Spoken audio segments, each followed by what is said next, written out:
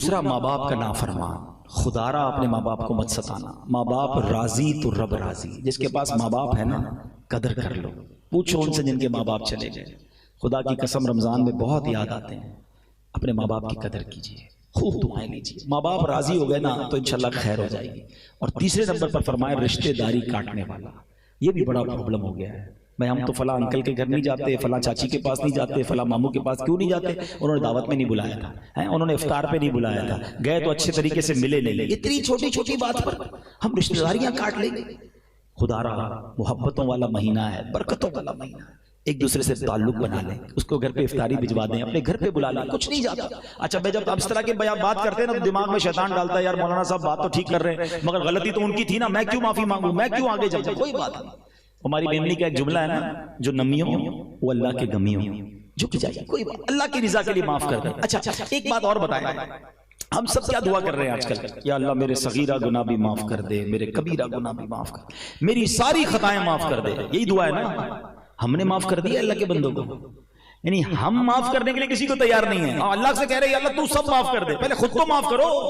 दिल में लेके बैठे हुए हैं, छोड़ूंगा नहीं, मौका मिलने की देर है फिर बताऊंगा, सारे रिवेंज दिल में, और अल्लाह से कह रहे हैं अल्लाह तू मुझे सारे गुनाहों को माफ फरमा दे। अरे मजा इसमें कि आप सबको माफ करें, फिर अल्लाह से कहें कि या अल्लाह मुझे माफ कर, मैं बंदा हूं ना, मैं जो कर सकता था मैंने कर दिया, जिसने भी मेरा दिल दुखाया, जिसने भी मुझे तकलीफ दी, मेरे सबको माफ किया, ऐ करीम अब तू मुझे माफ फरमा दे। काश ये जहन हमारा बन जाए। जिस दिन आपका ये जहन बन गया ना माफी का, दरगुजर का। अच्छा नाते सब सुनते हैं, सलाम उस पर के जिसने गालियां सुनकर दुआएं दी, सलाम उस पर के जिसने खून के प्यासों को कबाएं दी, दुश्मन आ जाए तो चादर भी बिछा देते हैं, सब झूम झूम कर सुनते हैं, और हम नहीं छोड़ेंगे।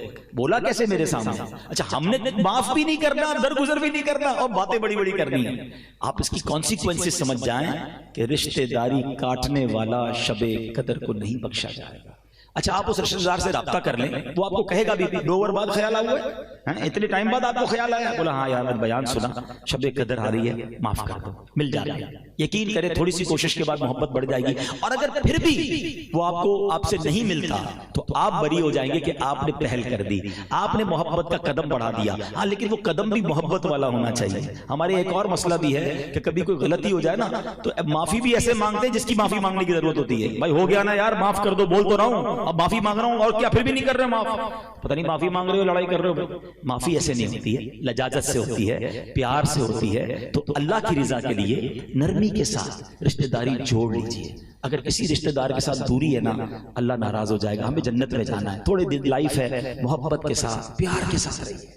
और आखिरी बात आका अलैहिस्सलाम ने फरमाया मुसलमानों में कता ताल्लुक करने वाले, ये रिश्तेदारों का अलग फरमाया गया, और आम मुसलमानों से ताल्लुक अगर तोड़ा हुआ है, अदावत रखी हुई है, रिवेंज की तमन्ना रखी हुई है, माफ कर दें, दिल बड़ा कर दें। इंशाअल्लाह आप लोगों को माफ करें, अल्लाह हमें माफ फरमा देगा। एक शख्स के बारे में आता है ना, बड़ा गुनाहगार था, तो उसका इंतकाल हुआ।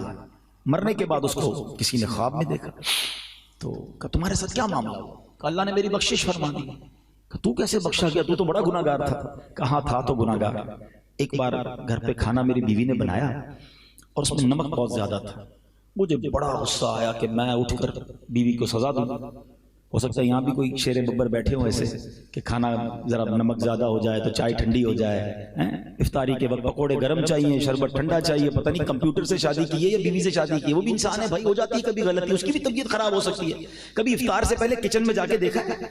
हमें भी असर के बाद रोजा लगता है, उसको भी लगता है, और वो बेचारी चूल्हे के आगे खड़ी होती है। लेकिन थोड़ी सी कमी पर इतना शोर कुछ लोग मचाते हैं, ना किया करो ऐसा, वो भी अल्लाह की बंदी है।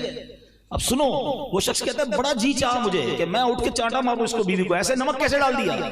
अचानक दिल में ख्याल आया कि यार मेरी बीवी ने एक मिस्टेक की है, मुझे मारने को जी चाह रहा है, सजा देने को जी चाह रहा है। मैं सुबह से शाम अल्लाह की बारगाह में मिस्टेक कर रहा हूं, अल्लाह तो सजा नहीं दे रहा। कहता मैंने खामोशी के साथ कुछ भी नहीं कहा, बीवी को माफ कर दिया।